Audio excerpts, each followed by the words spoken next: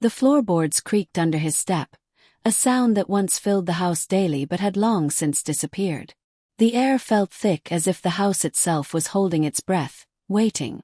I turned, wiping my hands on a dish towel, though they weren't wet. He stood there, framed by the light from the open door. His figure was familiar, yet wrong in the way that only time can make something feel distant. His face, leaner and shadowed with exhaustion, was etched with lines of experience I couldn't name. The bag slung over his shoulder looked heavier than it should have been, though the real weight sat somewhere deeper. The room felt smaller, shrinking under the pressure of his presence. My heartbeat slowed and quickened all at once. I had imagined this moment so many times. How I'd smile, embrace him, how everything lost would be restored with a single look. But reality wasn't interested in fitting my fantasy. I stood there, frozen between relief and uncertainty, taking in every small detail. His hair was shorter, his shoulders broader, but the silence surrounding him was what struck me most. The absence of his usual energy made me realize just how much the years had taken from both of us. He walked past me, brushing the doorframe lightly with his hand, a gesture so small I wouldn't have noticed if I hadn't been staring. That simple touch felt like an inventory of what he'd left behind. The sound of his bag hitting the floor broke the stillness, a quiet thud that seemed louder than it should have been. He lowered himself onto the couch, leaned forward, and rested his forearms on his knees, head slightly bowed. The house seemed to tilt toward him, almost afraid to disturb the moment. I forced myself to move, my body heavy with the weight of time. The fridge opened with a hollow hum as I poured iced tea into a glass. The ice cracked, the sound sharp and sudden. My hand trembled slightly, and I pressed my lips together to keep myself steady. When I turned back, he was staring at the wall of photos. They hadn't moved an inch in his absence, but they might as well have belonged to a different lifetime. There was one of him as a boy, grinning, holding up a fish too small for his excitement. Another, a graduation portrait. His face stoic, serious, as if he was already carrying burdens no one else could see. I placed the glass on the table near him, stepping back before I could change my mind. He didn't reach for it right away. His gaze lingered on the framed memories until it softened into something closer to resignation. His shoulders seemed to loosen for a second but tensed again, as though every breath had to be controlled. The ceiling fan clicked lazily overhead, stirring the humid air, but nothing eased the tension. Outside, the wind rattled the porch swing, empty, though it still swayed like it remembered the weight of his presence. The silence between us wasn't the comforting kind. It was thick, filled with unspoken questions and memories too sharp to touch. I wanted to say something, anything, but the words wouldn't come. What do you say to someone who used to be your whole world but now feels like a stranger you're desperate to know again? He shifted, reaching for the glass at last. The ice clinked as he took a sip. His eyes flickering shut briefly, as if tasting something he hadn't realized he missed. The gesture was small, but it pulled at something deep in my chest, an ache that had no name, only weight. The afternoon light pooled through the windows, casting long golden streaks across the floor. The house was alive again, but not in the way I'd hoped. I watched him, barely breathing, as though the entire house would collapse if I moved too quickly. He was home, but nothing about it felt simple. It felt fragile, like trying to carry water in cupped hands. I wanted to believe this was the beginning of something healing, something whole.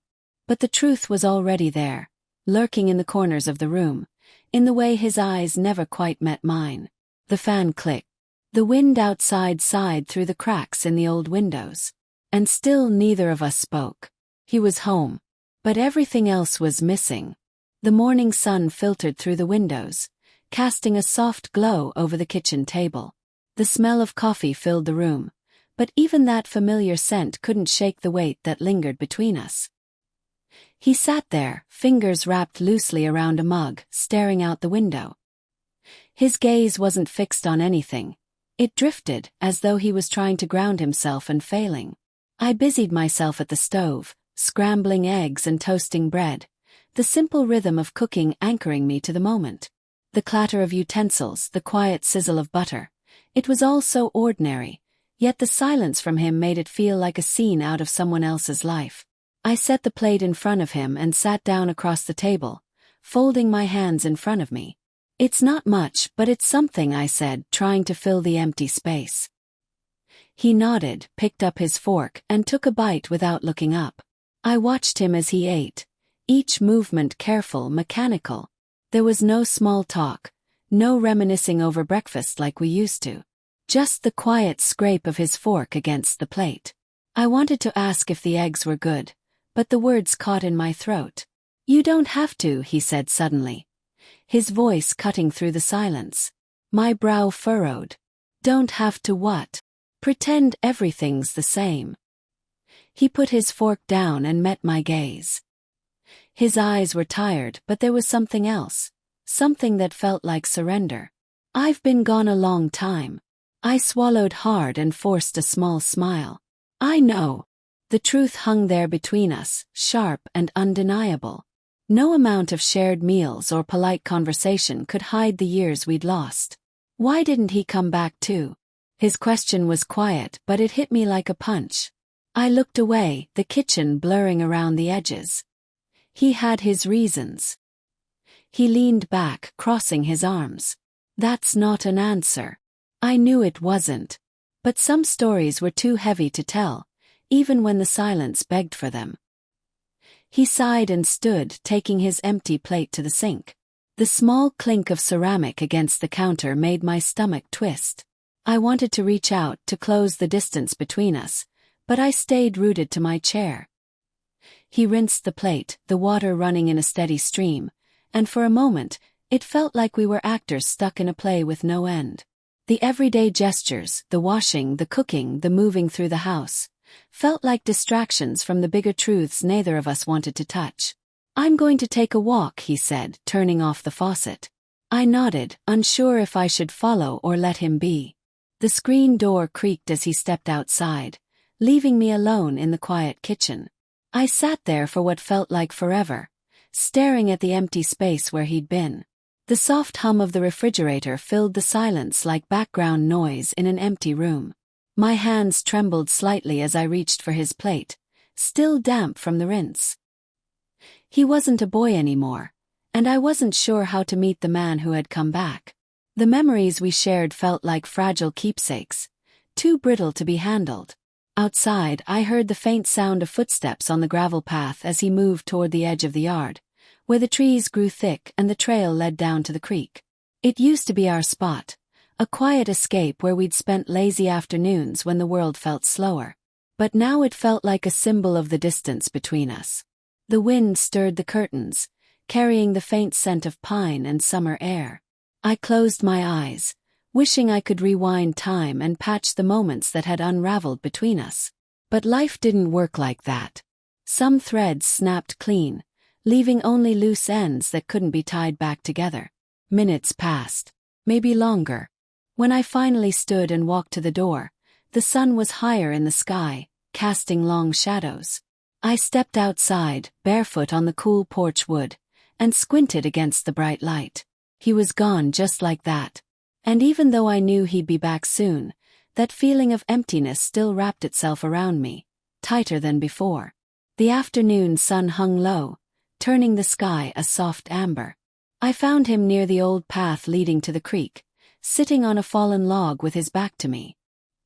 His shoulders rose and fell slowly, as though he was breathing in the memories buried in this place. I hesitated for a moment before stepping closer. The leaves crunched beneath my feet, and he turned his head slightly, just enough to know I was there but not enough to meet my gaze. "You always came here when you needed to clear your head," I said, my voice softer than I intended. He didn't answer at first. His hand brushed across the rough bark of the log, and I wondered what he was thinking, if he was back in those old summers when the world was simpler. "Do you remember when the storm knocked down that tree?" I continued, trying to draw him out. "We spent the whole weekend clearing branches. You hated every minute of it." A faint smile tugged at the corner of his lips, though it didn't reach his eyes.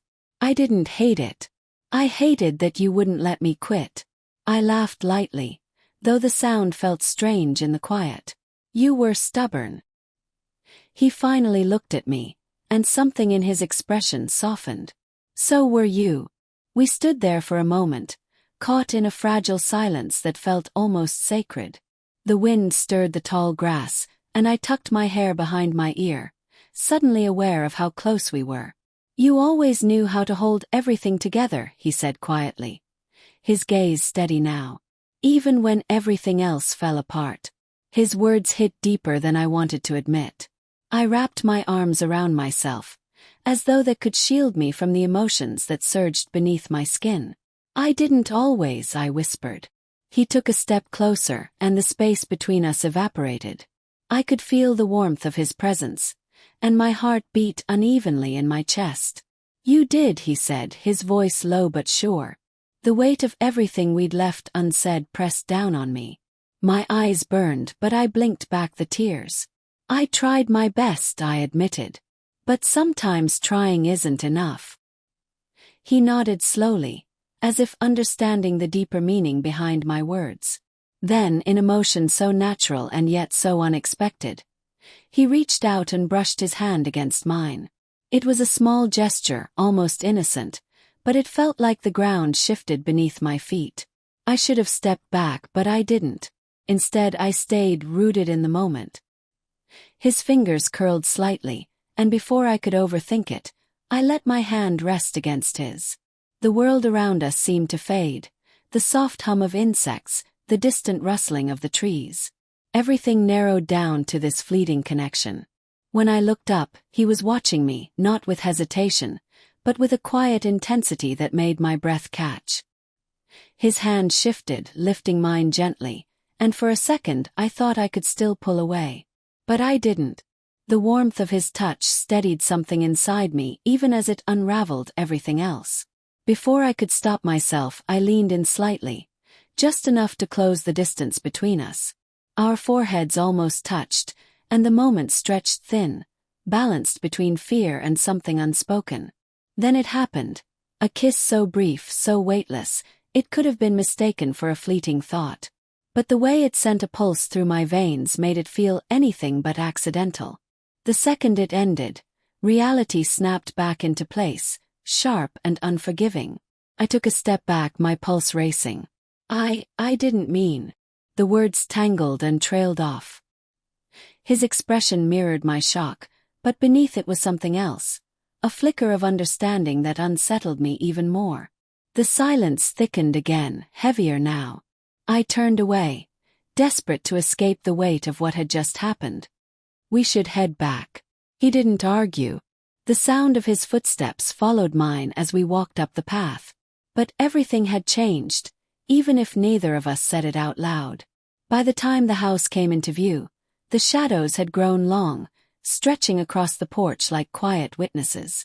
I paused at the steps, letting him pass by without a word. He disappeared inside, and the screen door clicked shut behind him. I stood there for a moment longer, staring at the sky as if it held answers I couldn't find. The warmth of the fading sun brushed my face, but it did nothing to ease the chill that settled in my chest. The next morning felt too quiet. The kind of quiet that makes you uneasy rather than calm. I moved around the house like a ghost, cleaning things that didn't need cleaning and making beds that were already made. The soft hum of the dishwasher filled the kitchen as I stared blankly out the window, watching the breeze ripple through the trees. I didn't hear the car until it was almost at the driveway. The low rumble of the engine sent a jolt straight through me. My heart dropped. I knew that sound as well as my own heartbeat. He was back. I wiped my hands on my jeans and forced myself to breathe evenly. The car door slammed, followed by the familiar shuffle of heavy footsteps up the porch. The door opened, and there he was. My husband, tired but smiling as he dropped his duffel bag near the door. "You're home early," I said, trying to keep my voice from wavering. He gave me that easy grin, the one that used to make me feel safe. "Thought I'd surprise you." I swallowed hard and managed to smile back as he wrapped me in a hug. His arms felt warm and familiar, but instead of comfort, they filled me with a suffocating guilt I wasn't prepared for. He pulled back, studying me with a curious look. Everything okay? Of course, I lied, reaching for his bag to give myself something to do. You must be starving. He didn't press me, which I was thankful for. Instead, he kicked off his shoes and headed to the kitchen. Is he here? He asked over his shoulder. I froze for half a second before answering. He's out for a walk. My husband nodded and grabbed a glass of water. Good. I was hoping to catch up with him later. The sound of the front door opening broke whatever fragile illusion I had managed to create. I turned and there he was, my son standing in the doorway. His face was calm, but his eyes flickered with something unreadable. He noticed my husband immediately, pausing just long enough to shift the entire energy in the room. You're back, he said evenly. My husband walked over and gave him a firm pat on the shoulder. Good to see you, kid. He smiled wide, oblivious to the undercurrents that surged between the three of us. We settled at the dining table like some awkward family reunion. My hands fumbled as I served lunch. The clinking of silverware and muted small talk were the only sounds.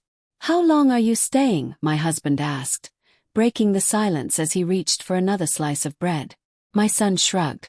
A few more days, maybe.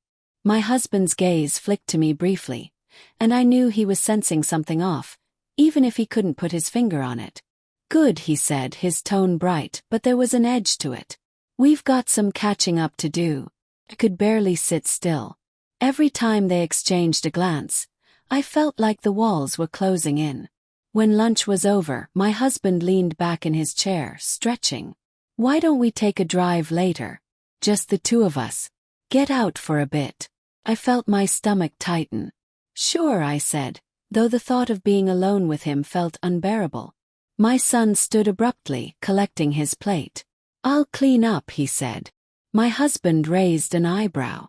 Since when do you offer to do dishes? A brief smile crossed my son's face, calculated tight. Since now. I watched him retreat to the sink, turning his back to us. The water ran, filling the silence. My husband shrugged and stood, brushing crumbs from his hands. I'll grab my keys. He kissed my cheek before walking out of the room. The moment he was gone, the tension snapped. My son turned off the faucet and spun to face me. His expression sharp but controlled.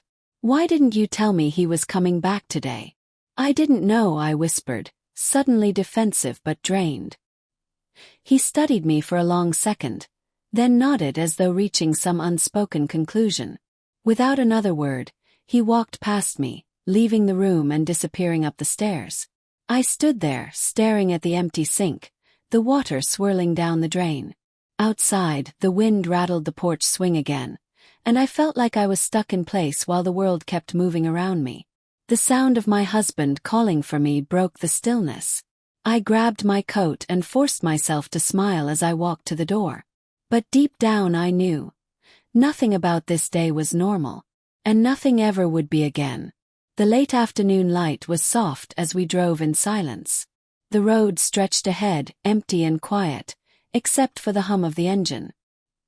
He rested one hand on the wheel, his posture relaxed, but I could feel the weight of everything unspoken between us. The further we drove, the more the familiar scenery blurred past. Old trees, fading houses, the kind of small-town landscape that never really changed. I stared out the window, counting fence posts, anything to keep my mind busy. We pulled into the gravel lot near the old park. The crunch of the tires felt louder than it should. I stepped out of the car, inhaling the cool air scented with pine and dry grass. The place looked almost exactly as I remembered. Quiet, timeless. We walked side by side down the narrow path toward the water. The pond shimmered in the afternoon sun, ripples distorting the reflection of the sky. The memories hit me before I could stop them. Summer spent here, hands brushing while we sat in the grass, laughing until our faces ached. Now all I could feel was the distance between us. He stopped near the edge, looking out at the water. The breeze stirred his hair, but he didn't move. I stood behind him, arms crossed tightly, unsure of what I was supposed to feel. For a while, neither of us spoke. There was nothing but the sound of leaves rustling and water lapping softly at the shore. He shifted his weight, his shoulders rising and falling in a slow, quiet breath. I knew he was trying to reach for something, some connection, some reminder of what we'd been before life got so complicated. I stayed still, my eyes fixed on the reflection of the sky and the water. I wanted to feel what he felt, to bridge the gap between memory and reality, but I couldn't. The truth was, no quiet afternoon walk could fix what was broken. We turned back toward the car without a word. The sun had dipped lower, stretching shadows across the gravel. The silence between us now wasn't the comfortable kind. It felt like a countdown. By the time we reached home, the sky had turned pale. He walked inside ahead of me, settling onto the couch as though nothing had changed. I stood in the doorway for a long moment, staring at the dim hallway leading upstairs. The weight of everything unsaid pressed harder now. I stepped into the living room, sat beside him, and rested my head against his shoulder. He wrapped his arm around me, a familiar gesture. But even as I leaned into the warmth, I knew it wasn't enough. The house was dark except for the dim glow of the kitchen light. I stayed seated at the dining table long after my husband had gone to bed. The faint murmur of the TV in the other room had stopped, leaving only the soft hum of the refrigerator and the ticking clock above the doorway. I stared at the empty glass in front of me, tracing its rim with my finger, as though the steady motion could keep the restless thoughts at bay. The events of the day played over and over in my mind like a film stuck on repeat. The quiet walk by the pond, his familiar touch, the kiss that felt like an unanswered question. A creak on the stairs pulled me from my thoughts. I didn't need to look up to know who it was. His footsteps were slow but deliberate, as if he was weighing each step. He appeared in the doorway, his face shadowed in the low light. His presence filled the room, unspoken tension settling between us like a second heartbeat. He didn't say anything. He didn't need to. I exhaled and looked down at my hands. You should be asleep. His silence stretched, heavy and unbreakable. I felt him move closer, the warmth of his nearness brushing against me like an uninvited memory. My pulse quickened as the air in the room seemed to thicken. I couldn't sleep, he finally said. His voice quiet but steady. Neither could I. But I didn't say it out loud. Instead, I pushed my chair back and stood, feeling the floor cool beneath my bare feet. I walked past him, brushing against his arm as I moved toward the window. The curtains swayed slightly as I pulled them aside, letting the moonlight spill in. The backyard was still and quiet, shadows stretching across the grass. But it felt like everything in the world was holding its breath. He stood behind me, close enough that I could feel his presence like a steady hum in my veins. I closed my eyes, wishing for the calm that wouldn't come. You've been distant, he said after a moment. The words weren't an accusation, they were simply the truth. I gripped the windowsill until my knuckles turned white. I know. You don't have to do this alone. His voice was softer now, and that softness felt like both a comfort and a wound. I turned to face him, my heart pounding in my chest. The look in his eyes stopped me cold. Not anger, not confusion, but something deeper. A quiet plea, laced with something I couldn't name. The room felt impossibly small. The walls seemed closer, the distance between us unbearable. My breath caught as he took a step forward, close enough that I could see the tension in his jaw. I should have stepped away. I should have said something to cut through the silence. But I didn't move. His hand brushed mine, a fleeting contact that set every nerve on edge. The touch was brief, almost too brief to be real, but it shattered something inside me. I turned away sharply, pressing a hand to my forehead as if I could steady myself. The room was too quiet, too still. I can't, I whispered, more to myself than to him. Not like this. I felt him hesitate behind me, then step back. The sound of his retreat was almost worse than the silence. Without another word, he turned and left the room, his footsteps fading as he climbed the stairs. I stayed there by the window, staring out at the empty backyard, where the shadows swayed gently in the moonlight. The weight of what hadn't been said pressed down harder than any words ever could. When I finally moved, the clock above the doorway chimed softly, marking the passing of another hour. Time moved forward, indifferent to the wreckage it left behind. But I felt frozen, trapped in the moment between choices. The house felt emptier than ever, even with both of them still under its roof. The morning came slowly, dragging itself over the horizon as though it wasn't ready to face the day.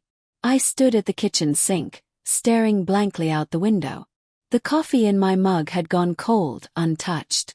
The world outside seemed peaceful, birds flitting between branches, the soft rustle of leaves, but inside I felt like I was walking on a fault line, one wrong step away from everything crumbling. The floor creaked behind me, and I knew it was him. I didn't have to turn around. His presence was as unmistakable as my own heartbeat. He stepped past me and poured himself a glass of water. The faucet hissed, the stream splashing into the glass, a mundane sound, yet it carried a strange finality. "You're up early," I murmured, finally breaking the silence. He took a sip and leaned against the counter, his gaze fixed somewhere past me. "Couldn't sleep." We stood there, separated by just a few feet, yet it felt like miles. I didn't know what to say. Every word felt dangerous, every silence heavier than the last. The sound of footsteps on the stairs caught both of our attention. My husband appeared in the doorway, already dressed, keys in hand. His face lit up when he saw us, his usual easy energy filling the room. "Good morning," he said with a yawn, stretching his arms. "Feels like a good day for a drive." I forced a smile, though my stomach tightened. He was always one to fill the room, to make things feel normal even when they weren't. "Maybe later," I said, trying to sound casual. He glanced between us, sensing the quiet tension like a sudden chill in the air. His gaze lingered on my son for a beat longer than usual, but he let it slide. "Suit yourself." He leaned in and kissed my cheek, a familiar gesture that felt foreign in front of someone else's gaze. The door closed behind him, and the house settled into stillness once again. I felt a shift behind me, the weight of an unspoken question. "You didn't tell him," he said quietly. I gripped the edge of the counter, the cool surface grounding me. "Tell him what?" The room seemed smaller with him standing so close. His eyes searched mine, not with anger but something worse, disappointment. "You know what?" A cold wave of shame coursed through me, but I refused to meet his gaze. "It wouldn't change anything," I whispered. "It would change everything," he replied, his voice steady but low. "For all of us." I turned toward him, feeling the sharp edges of regret pressing against my ribs. "And then what?" "We ruin everything." He stepped forward, and for a moment I thought he was going to close the distance completely. Instead, he stopped just shy of it. "It's already broken," he said. His words felt like a blow, not loud or cruel, but the kind that knocks the air from your lungs because it's true. My vision blurred, but I blinked it away. I couldn't fall apart now. "You should go for a walk," I said, the words tight and forced. "Clear your head." He exhaled slowly and shook his head, like he knew I was just trying to push him away. "And you?" I didn't answer. Couldn't. He lingered a moment longer, then turned and left, the screen door creaking shut behind him. I listened to his footsteps fade down the path until they were swallowed by the morning air. I stayed there, gripping the counter like it was the only thing holding me up. The light outside was getting brighter, golden beams spilling across the kitchen floor. But all I felt was the cold. Minutes passed, maybe longer. The silence of the house pressed down on me until I couldn't stand it anymore. I walked to the window and watched him disappear toward the trail that led to the edge of the property. His figure grew smaller, swallowed by the trees. For a moment, I let myself imagine what life would be like if things had gone differently, if I had chosen better, been stronger. But reality wasn't kind enough for rewrites. The back door opened again, but this time it wasn't him. My husband stepped in, shaking his keys in his hand with a crooked grin. Changed my mind, he said. How about breakfast out instead? The room spun for half a second before I managed to answer. Sure, I replied, reaching for my coat. As I slipped it on, my mind was miles away, following the path through the woods, tracing every step. But I didn't let it show. Instead, I walked out the door, smiling for the man who didn't know how far gone I already was. The breakfast diner was crowded, filled with the comforting hum of conversation and the clatter of plates. We sat by the window, sunlight spilling over the checkered tablecloth. My husband ordered pancakes, talking about work and a project he was excited to finish. I nodded at the right times, even smiled when I needed to. But my mind was somewhere else, back at the house, back on the trail where I'd watched him disappear. The smell of coffee filled the air, but it did nothing to ground me. I pushed scrambled eggs around my plate, the fork scraping lightly against the ceramic. You're quiet today, my husband said suddenly, his voice breaking through the noise of the diner. He leaned forward, eyes narrowing with concern. I forced another smile, reaching for my coffee cup. Just thinking. That's all. He studied me for a second too long, but then his face softened, as though he'd convinced himself that everything was fine. After breakfast, we took the long way home, driving through streets lined with sleepy shops and familiar landmarks. He reached over and squeezed my hand, his touch warm and reassuring. I'm glad we did this, he said, glancing over with a small smile. I nodded again, though my chest felt hollow. When we pulled into the driveway, the house was quiet, the air still. I stepped inside and felt the familiar creak of the floorboards under my feet. The silence wasn't comforting. It felt heavy, like the house itself was bracing for something. I set my purse on the counter, glancing toward the stairs. The door to his room was closed. My husband dropped his keys onto the table and turned toward the living room, already pulling out his phone. I'm going to catch up on a few calls, he said, distracted. I nodded, waiting until he disappeared down the hall. Then, without thinking, I walked toward the back door, the screen catching slightly as I pushed it open. The air was crisp, the scent of pine and morning dew still clinging to the breeze. I followed the path without hesitation. My feet knew the way. The further I walked, the faster my heart raced. By the time I reached the clearing near the old bench, I saw him. His back to me, sitting in the shade with his head lowered, elbows resting on his knees. He didn't turn around, but I knew he heard me. The crack of a branch under my foot felt like a firework in the quiet. You shouldn't be here, he said, his voice calm but strained. I stepped closer, wrapping my arms around myself. We need to talk. He finally looked up, and the exhaustion in his eyes nearly undid me. What's left to say? I felt my breath catch as I stood there, the weight of everything between us pressing down. Everything, I whispered. The words hung in the air, fragile and final. He stood slowly, closing the distance between us.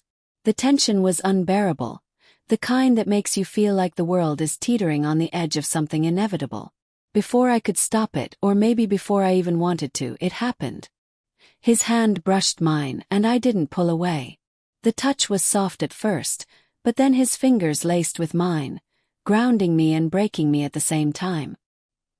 He stepped closer, and I felt the warmth of his breath against my skin. The kiss wasn't hesitant.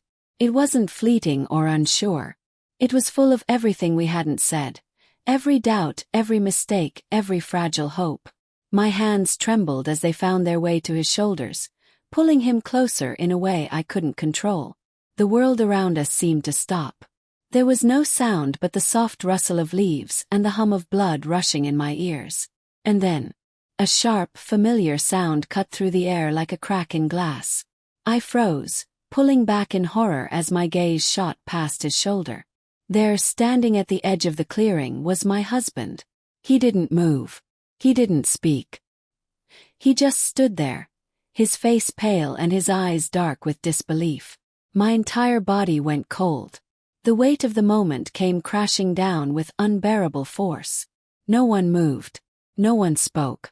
My son dropped his hand from mine, his face a mirror of my panic. For what felt like forever, the only sound was the distant rustling of the wind. And then my husband turned. His footsteps were slow, deliberate as he walked back down the trail toward the house. I wanted to call after him. I wanted to say something, anything, but my voice caught in my throat. He was gone before I could breathe again. I stood there in the clearing, the warmth of the sun suddenly too bright, too harsh. I felt the weight of my son's gaze, but I couldn't look at him. The silence that followed wasn't just silence. It was the sound of everything falling apart. The house was silent. Not the comfortable kind of silence, but the kind that made every tick of the clock feel louder. The sun was beginning to set, casting the room in streaks of gold and shadow. I sat at the dining table, staring at the untouched cup of tea in front of me. His footsteps sounded behind me. I didn't need to look up to know it was him, my son. I could feel the weight of everything between us pressing into the air. He pulled out the chair across from me and sat down slowly. For a while, neither of us spoke. The moment stretched thin, fragile, like a thread holding everything together. "I didn't mean for this to happen," I finally said, my voice barely above a whisper. He exhaled sharply, leaning forward. "Neither did I." The clock on the wall ticked louder than ever, marking the seconds of the conversation that couldn't be undone. "I don't know how to fix this," I admitted, the words tasting bitter on my tongue. "I've broken everything."